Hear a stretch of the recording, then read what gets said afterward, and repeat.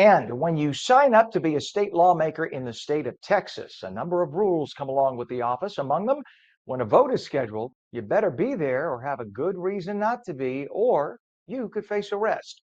On Sunday, the entire group of state Texas Democratic representatives fled to Illinois, where fellow Democrat Governor Jay Pritzker offered them protection.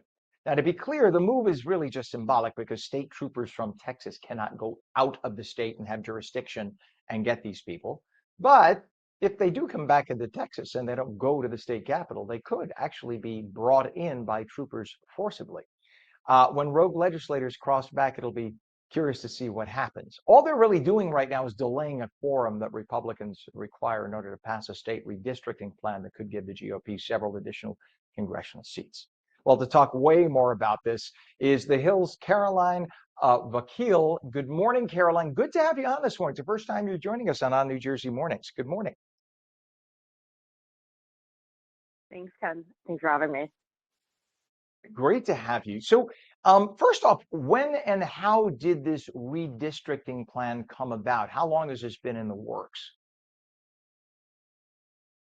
So this has been in the works for weeks. I mean, there has been pressure from President Trump, ahead of the midterms for Republicans to have pickup opportunities. And Texas is seen as one of those states where Republicans can basically pick up more House seats to offset potential losses ahead of next year. The president's party typically faces headwinds in midterm environments, and so Republicans are bracing for what will be a difficult midterm environment next year. So essentially, Governor Greg Abbott called a special session. Initially, redistricting was not a part of the agenda, but it was later added among 18 agenda items. Republicans have been moving quickly to try to pass new maps that would give Republicans 5 pickup opportunities. There was a Texas House panel that did advance the maps, and it was supposed to be teed up for a full House floor vote this week. But because Democrats are not in the state, of course, that means that those efforts are stalled right now. Yeah, and just looking at this, let's call it what it is. I mean, this is the Republicans playing the game, right? But many are on the right, though, are saying that the left has been playing this exact game elsewhere. That doesn't make it right. But the left has been playing it in blue states for decades. I mean, I'm originally from New York. I now live in New Jersey. And you look at the shape of the gerrymandered districts in the solid blue states. And then you look at a state like California, where 40% of the population is Republican, but only 17% of the Congress members from the state of California are Republican. And that's how that happens, right? If you wiggle around a district through 19 counties just to make sure that you'll have a Democrat elected instead of Republican. In this case, Texas is basically doing the same thing. But again, it doesn't make it right.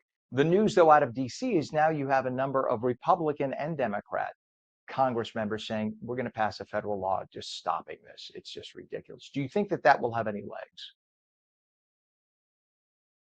I mean, the last time that lawmakers in DC tried to do this, it did not pass. And so, I mean, certainly what's going on nationally is going to have a little bit more momentum for sure. But right now, the question remains of whether or not it's going to have the full steam ahead to pass, especially because Republicans have an edge in the House right now and in the Senate. And there's a Republican president who is pushing for mid-cycle redistricting right now in Texas, also in states like Missouri, Indiana, to offset potential Democratic gains. So it remains to be seen if we'll see it actually have pickup steam. Now, it's interesting because some of the states where it's been threatened, like California, they have programs or laws in place that they can't just pick up and redistrict, right? There have to be independent committees. It takes months or years. It has to be voted on by a third party. There are all these different rules. So it's many of the threats from both sides. Many of the threats coming out might just be that, hollow threats, because it's not quite as easy as, well, we'll just do our own redistricting plan, damn it, and we'll beat you. So it really is going to be interesting to see. The question is, how long can the Democrats stay in Illinois? Eventually, they got to come home, right? Yes. I mean, the short answer is yes. They are trying to run out the clock of the first special session, which these special sessions last 30 days.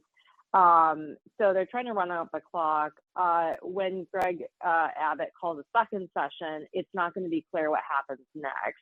The last time, for context, that Texas Democrats led the state was in 2021. And Republicans were passing more restrictive legislation around voting access. And so essentially, Democrats ran out the clock during the first session, but they were not in sort of unison in terms of what to do during the second session. And so that's kind of when things fell apart, and they ended up, some of them slowly started coming back to the Capitol. That's going to be the question going forward this time, is what is the end game? But I think one thing that's kind of important here is that there are 18 agenda items for lawmakers to be going through during the special session. One of them is sort of the response to the floods that killed over 100 people in Texas. Lawmakers are going to be pressed to want to pass some of these agenda items, and it's not going to be good if Democrats are continually out of the state. In addition to that, if these maps are going to be inevitably passed, lawmakers are going to be figuring out and wondering what district they're going to be running in. And those lines need to be finalized. Members need to have enough time to be able to introduce themselves to these new communities. And they don't want to have these primary dates being pushed back potentially.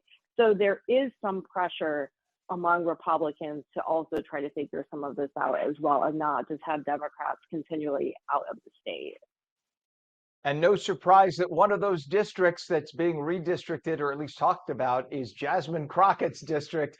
Jasmine Crockett is probably the longest thorn in the side of the Republicans right now, right? She's probably the most vociferous. Many regard her as the leadership of the party right now, although nobody really agrees on anyone being the leader in charge of the Democrats right now. But it'll be interesting to see what happens if she gets redistricted out.